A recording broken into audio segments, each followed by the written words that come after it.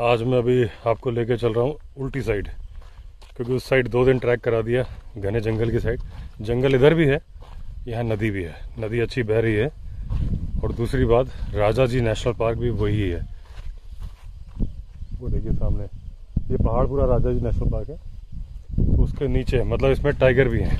हम जंगल के अंदर नहीं जा रहे क्योंकि मैंने फ्लोटर्स पहने हुए हैं, जूते भी नहीं है, क्योंकि नदी है तो फिर जूते पहन के चलना पॉसिबल नहीं था। आगे प्रेम लाला की दुकान है जहाँ भूरी ने लेपर्ड पकड़ा था, तो वहाँ जा रहा हूँ कुछ खरीदने। तो मैंने कहा एक ट्रैक भी हो जाएगा। और आज से मैं एक चीज़ स्टार्ट कर रहा हूँ, क्योंकि जब जागो तभी सवेरा, कि अगर कभी किसी सब्सक्राइबर की रिक्वेस्ट पे कुछ करना है ना, कोई कहानी है, कुछ बनानी है, तो मैं स्क्रीनशॉट लेके उनका नाम भी बोलूँगा। हर बार मैं भूल जाता था क्योंकि फिर नाम मुझे याद नहीं रहता था। तो आज ये ट्रैक लंबा है, जाते वक्त एक स्टोरी और आते वक्त मेरे सब्सक्राइबर के कहने पे जो बना रहा हूँ उनका भी नाम और मैंने स्क्रीनशॉट दोनों के लेके रख ली है। मैं वीडियो में स्क्रीनशॉट भी दिखाऊंगा। तो आज वाले जो सब्सक्राइबर हैं उनका नाम है खान टेक। मैं यहाँ पे आपको स्क्रीनशॉट दिखा दे रहा हूँ। इन्होंने बोला कि आप अपने लाइफ ही कोई रियल स्टोरी सुनाइए। तो अभी मुझे एक घटना याद आई अपना, जब मैं 18 साल का था। बिल्कुल रियल है जो मैं बता रहा हूँ ना, इसमें जरा सा भी नमक मिर्च नहीं है। आप जानते हो मैं सच सच ही बताता हूँ ज़्यादा, इसमें जरा सा भी 19-20 नहीं, जो है वही बताऊँगा। तो जो मेरा डॉग था लकी, आपने देखा भी मैंने इस डॉग का नामकरण लकी किया है 2 दिन पहले। तो मेरा जो एक्चुअल डॉग था, जो बचपन में मुझे गिफ्ट में मिला था, बर्थडे गिफ्ट था, तो उसके बारे में बताता हूँ कि मेरी बहुत ही ज़्यादा बेइज्जती हुई थी एक दिन। मतलब मजाक में मैंने बोला था घर में आके, और घर वाले इतना हंसे थे ना कि हंस के लोटपोट हो गए थे। तो उल्टा लकी भी हंसने लगा था। तो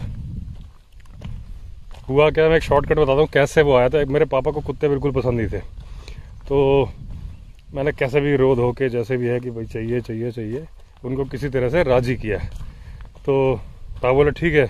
उस दिन वो मेरे फादर उस टाइम पे एसडीएम विदिशा से, मध्य प्रदेश में, तो वो अपना लॉन में बैठ के फैसले लिखा रहे थे स्टेनो के पास। स्टेनो थे शर्मा जी। तो वो बोले ठीक है कहीं से मिलेगा देख लेंगे, चलो। तो अभी वो मतलब उन्होंने मुझे टालने के लिए बोला। तो स्टेनो साहब ने बोला साहब वो जेलर साहब के है ना कुतिया ने बच्चे दिए हुए। पापा ने बाद में उसको हड़काया होगा स्टेनो को पक्का, लेकिन मैंने कहा बस बस बस वो करके मैं उसी दिन चपरासी भेजा और एक बच्चा मंगा लिया, वो था लकी। बाद में तो पापा को इतना प्यार हो गया था उससे कि इवन वो पापा के साथ तकिया लगा के सोता था। मतलब मुझसे ज़्यादा पापा को चाहने लगा था, मम्मी पापा को। तो हुआ क्या कि हमारा फिर विदिशा से ट्रांसफ़र हो गया। विदिशा में मतलब घुमाते थे, लेकिन उस टाइम मेरी पीएमटी की तैयारी कर रहा था, मेरी कोचिंग वगैरह बहुत थी, तो मेरे पास इतना टाइम नहीं होता था। तो ज़्यादातर चपरासी इसको घुमाता था बाहर। और उसकी एक आदत डेवलप हो गई थी बचपन से। रीढ़ की हड्डी ऐसी डिज़ाइन हो गई थी कि वो 2 पैरों पे, जैसे भालू खड़ा होता है ना, एकदम 2 पैरों पे। और चल भी, अगर चेन छोड़ दो उसकी तो भौंकेगा, दूसरे कुत्ते को देख के बाल बाल फुला लेगा और बैलेंस बनाता रहेगा। 10-10 मिनट खड़ा रहता था आगे पीछे करके, थोड़ा थोड़ा चल भी लेता था, मतलब डगमग डगमग करके। कई बार तो ट्रैफिक रुक जाता था कि कुत्ता खड़ा हुआ है देखने के लिए। तो फिर हमारा ट्रांसफ़र हो गया विदिशा से उमरिया, बांधवगढ़ नेशनल पार्क। तो वहाँ पे पुलिस ट्रेनिंग स्कूल है। तो यहाँ पे क्या था, जब पापा विदिशा में पोस्टेड थे तो जब संडे ऑफ होता था ना, तो जमानत कराने के लिए मुलजिम वगैरह पुलिस वाले घर में लेके आते हैं, जिनके कोर्ट बंद होती, मतलब ऑफिस बंद होता है, एसडीएम कोर्ट जो होती है, तो घर में लाते थे। तो घर में आते थे, बाहर बैठते थे वो, और वो लकी को देखा करते थे तो पहचान गया।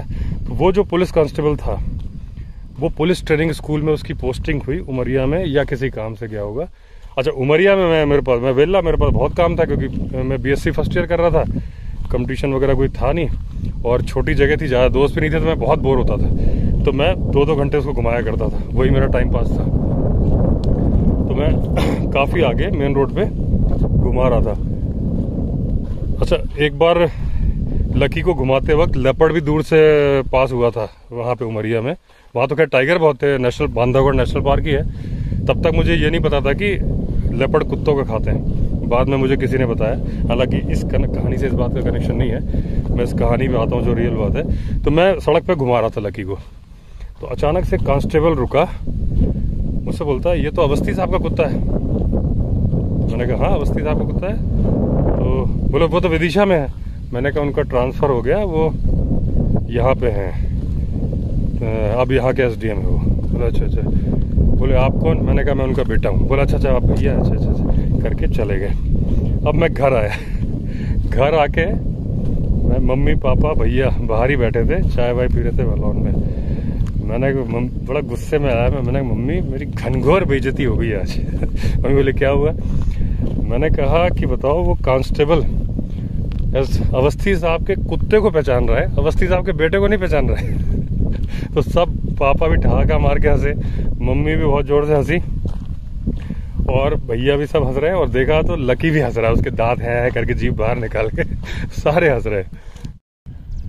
अब ये देखिए ये आ गए। पहले भी बहुत सारे वीडियो मैंने यहाँ बनाए हैं। तो नदी बहुत जोर से बह रही है, और जो ये नदी है बस इस नदी के उस पार ही राजा जी नेशनल पार्क है, ऑफिशियल बाउंड्री। अभी मैं जहाँ खड़ा हूँ ये नेशनल पार्क नहीं है, ये रेजिडेंशियल गांव है। बारिश आ गई बहुत जोर से, हाँ बारिश ही आई है। मैं तो छाता भी नहीं लाया, रेनकोट भी नहीं लाया हूँ। कोई नहीं, देखते हैं, कोई बात नहीं। अपना फ़ोन तो स्प्लैश प्रूफ है। वहाँ मुझे जाना है दूर, वो जो लोग बैठे हैं उसके भी आगे जाना है। तो नदी क्रॉस करते हुए चलेंगे। बारिश आएगी तो भीगें। अभी तो धूप है लेकिन पता नहीं बड़ी बड़ी बूंदें आ रही हैं।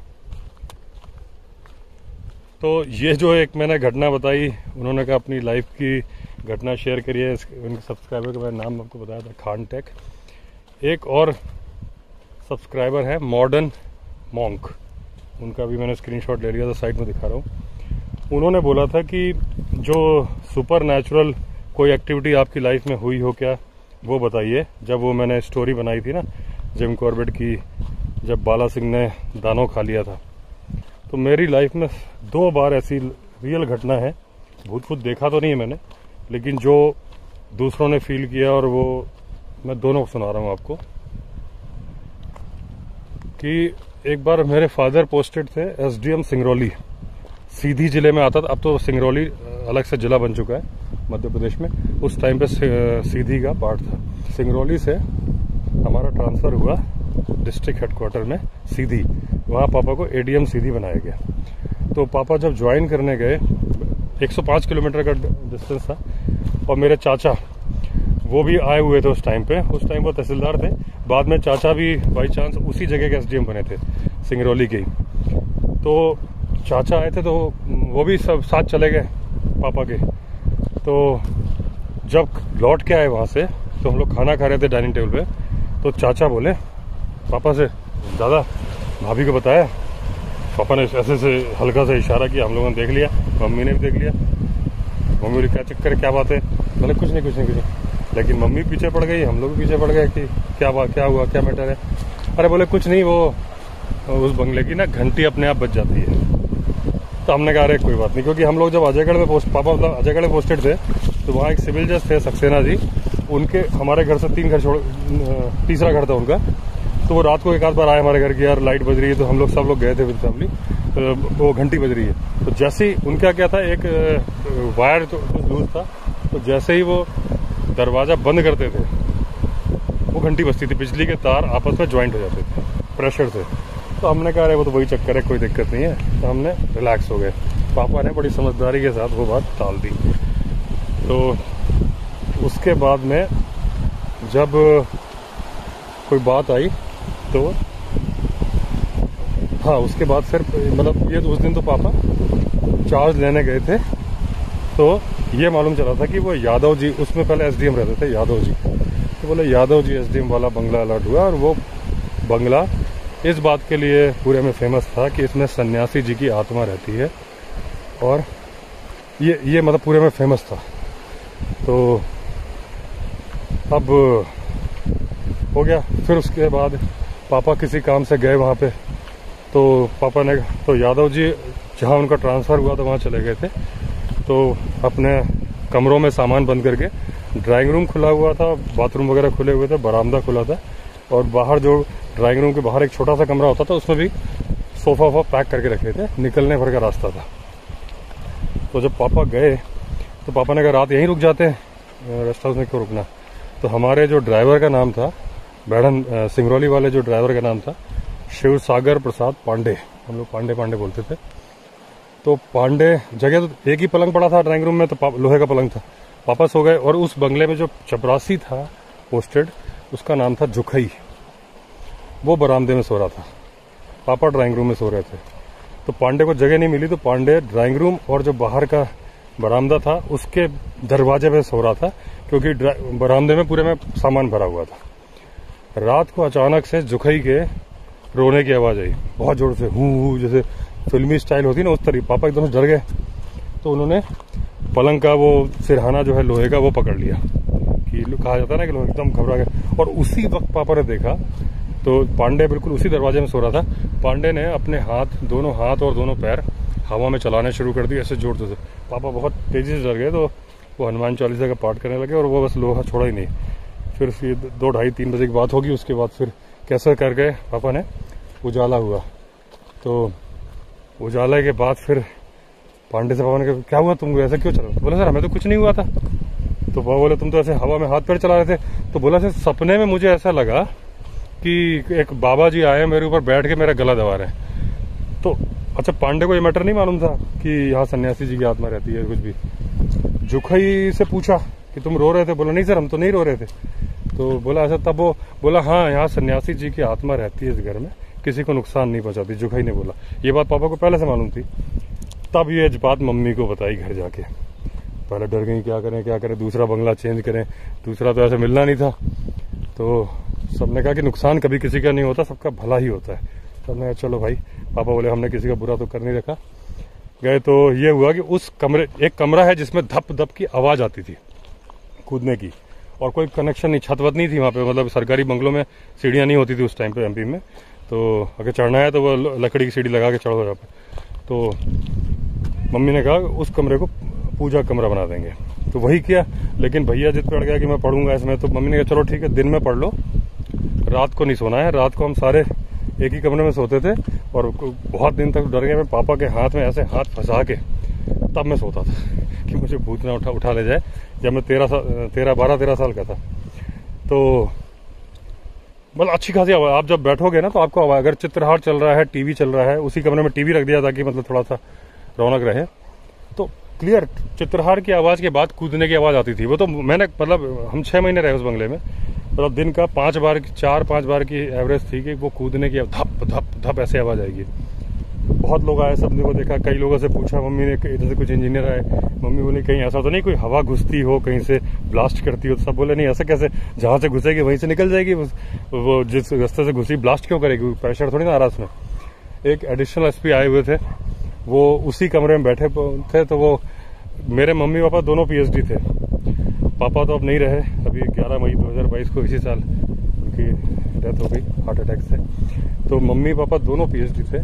तो वो बोले कि आप दोनों इतने पढ़े लिखे हो, ऐसी बातें करते हो, कैसी बातें करते हो आप इन बातों। और उसी कमरे में बैठ के बोल रहे थे, क्योंकि टीवी चल रहा था वहाँ पे।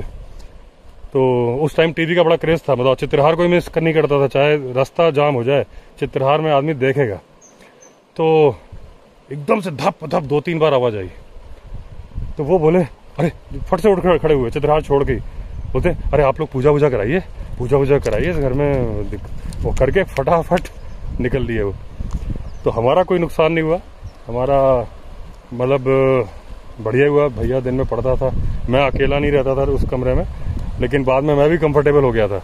एक आध बार मम्मी और भैया कहीं गए हुए थे, रीवा वगैरह, हमारा रीवा में गांव है मध्य प्रदेश में, वहाँ गए थे। सीधी और रीवा केवल 90 किलोमीटर दूर है। तो मैं पापा के साथ अकेला था। तो पापा को सडनली काम आ गया, फूड का कहीं छापा मारने जाना था, अचानक से कलेक्टर साहब का ऑर्डर आ गया। तो अब मैं घर में आके, वो चपरासी भी नहीं आया शाम की ड्यूटी वाला उस दिन। तो मैं डर रहा था, तो फिर मेरी तो हिम्मत ही नहीं हो रही थी मैं रुकूं। तो फिर पापा के साथ ही मैं गया। मैं ज़िंदगी में पहली बार छापा मारने भी गया हूँ, लेकिन गाड़ी में बैठा था। तो जब वो छापा मारने गए तो गाड़ी दूर रोक दी थी, लाइट जला के, जो तरीके होते हैं कि भाई लाइट ऑफ नहीं करनी, और ड्राइवर को जो बोल के सब सुना मैंने कि लाइट ऑफ नहीं करना, लाइट की रोशनी में ही गए थे। तो मैं ड्राइवर के साथ गाड़ी में बैठा था, जब भी अपना काम करके सारा नोट वोट करके जो करना था आ गए, तब मैं घर आया। तो ये जो सीधी की घटना थी, तो ये ऐसा नहीं है कि ये घटना मतलब हो गई हो, किसी की कहीं सुनी, फील की हुई, वो धप धप की जो आवाज़ है क्लियरली फील की हुई है। तो कलेक्टर साहब के बंगले के सामने 4 बंगले बने हुए हैं, उनमें से एक है।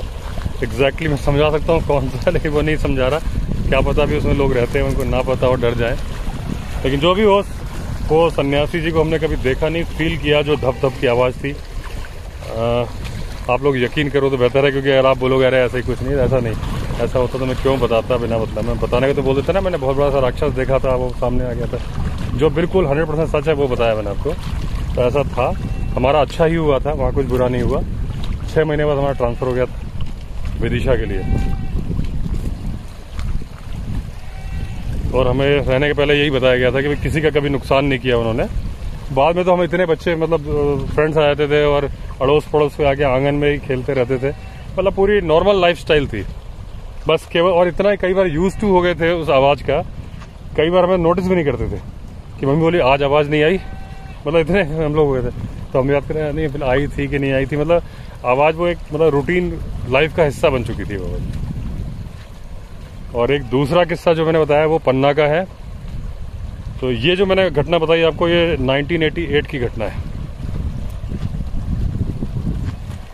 दूसरा किस्सा पन्ना का जो है, पन्ना में मेरे फादर पोस्टेड थे एडीएम, तब मैं कॉलेज में आ चुका था, तो फाइनल ईयर में था, बीएससी फाइनल।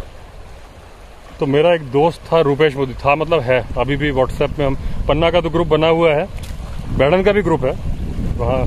ये जो मैंने स्टोरी शेयर करी है ये मैं बोलूँगा, लेकिन सीधी का ग्रुप नहीं बना। सीधी में एक ही फ्रेंड मेरे टच में है अभी तक, राजीव सिंह चौहान वकील है, और उसका मैंने एक वीडियो में फ़ोटो लगाया हुआ है। 3 इडियट्स करके एक मैंने वीडियो बनाया है, उसमें भी एक पुरानी घटना शेयर की थी कि हम 3 दोस्त थे, फैजुल्ला कुरैशी, राजीव चौहान और मैं। तो वो अगर आप मेरे चैनल पे देखोगे, वो भी बड़े रियल घटना है और अच्छी कहानी है, वो 3 इडियट्स करके बनाई थी। तो अब यहाँ मैं तब से बात करके, क्योंकि कहानी सुनाते वक्त ध्यान डाइवर्ट हो जाता है, यहाँ मैं सोच रहा हूँ पैर रखूँ कि ना रख, दिख रहा नहीं है, पता चला इतना गहरा तो नहीं है, लेकिन ऐसा ना हो कि पैर रखा। ठीक है ठीक है।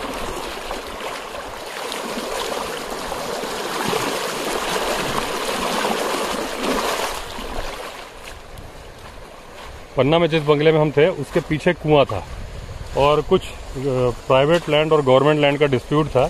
तो कुआं दोनों तरफ से शेयर होता था, मतलब जो बंगले की दीवार थी, आधे कुएं पे जाके इस एंड से, आधे से इधर, तो इस साइड से यहाँ से भर लो पानी, और उस साइड से गांव का कोई व्यक्ति भरना चाहेगा, गांव मतलब गांव तो नहीं, शहर था, पन्ना डिस्ट्रिक्ट हेडक्वार्टर था, लेकिन जिनके खेत है तो कोई भरना चाहे तो वो था, एंट्री दी गई। हालांकि भरता कोई नहीं था, क्योंकि सबके घर में नल थे। ये पुरानी बात नहीं है बहुत, ये 1995 से 97 के बीच की बात बता रहा हूँ मैं आपको। तो खैर पुरानी तो है 20-25 साल, लेकिन सब नल वल थे, सबके मोटर वोटर सब कुछ थी, कोई नहीं भरता था। तो उसमें क्या था कि कई केसेस हो चुके थे। एक तो हमारे रहते भी हुआ था, पीछे से किसी के घर में झगड़ा हुआ और लेडी कुएं में कूद के सुसाइड कर लिया। और बताया जाता है कि कम से कम मतलब पिछले 20-25 साल की बात करोगे तो कम से कम नहीं तो 20-25 लोगों ने ही सुसाइड किया होगा।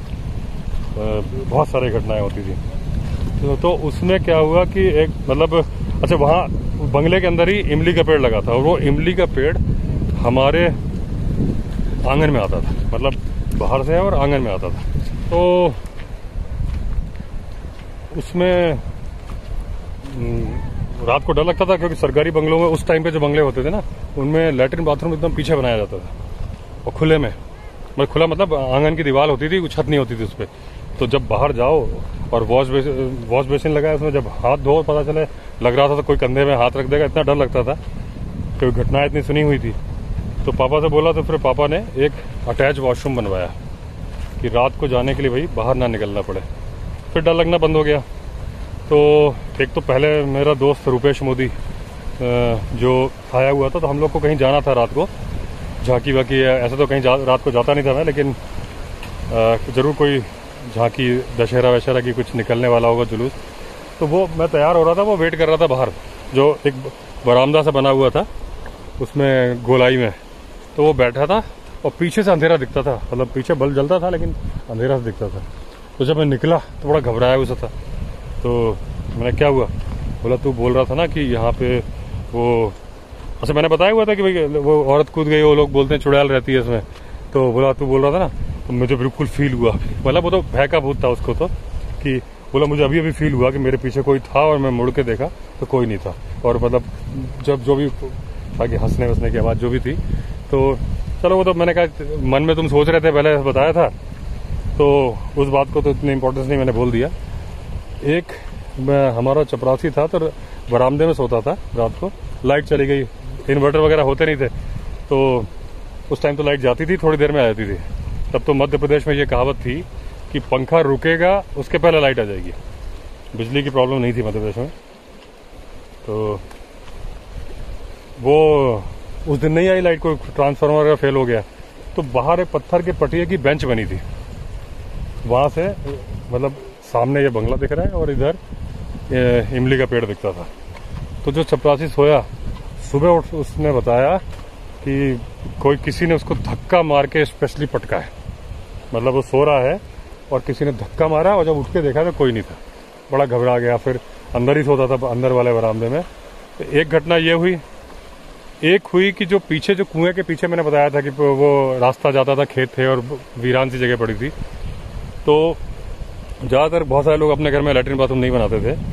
तो एक बंदा था, उस्मान खान नाम था कि इस्माइल खान नाम था उसका, वो सुबह 3-4 बजे उसका पेट खराब हुआ होगा, वो जा रहा था लोटा लेके खेत में, उसको दिखा कि वहीं इमली का पेड़ और कुआं अगल बगल में ही थे, कि उसके नीचे एक औरत खड़ी हुई है। उसने कहा अकेली औरत कैसे खड़ी हुई है? तब तक मैं देखा कि 3 औरत और चल के आ गई, और जब ये आगे बढ़ता रहा एक एक करके तीनों कुएं में कूद गई। ये मतलब कपोल कल्पना नहीं है जो बता रहा हूँ, मैंने नहीं देखा, लेकिन वो बंदा ऑन द स्पॉट बेहोश हो गया।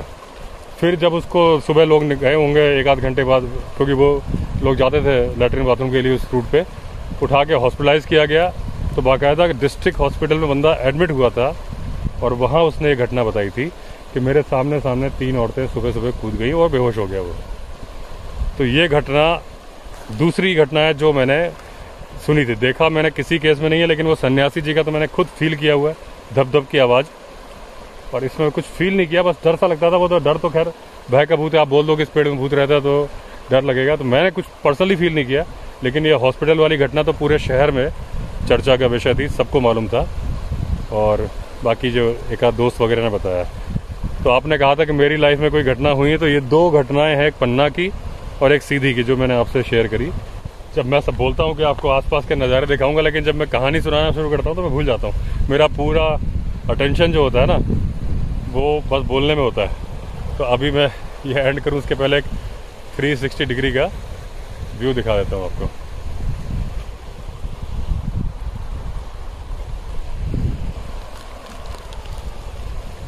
तो चलिए दोस्तों, इसको ये रियल घटना के 3 कहानी थी, एक कॉमेडी, 2 डरावनी। दोनों मैंने सब्सक्राइबर के नाम भी मेंशन किए, आगे से यही करूँगा। अगर किसी भी सब्सक्राइबर के कहने पे कुछ बनाऊँगा तो स्क्रीनशॉट लेके रख लूँगा और नाम शेयर करूँगा। तो चलिए, अगर आपने चैनल सब्सक्राइब नहीं किया है तो चैनल सब्सक्राइब कर दीजिए। फिर मिलते हैं अगले वीडियो में, तब तक के लिए all the best. Vande Mataram.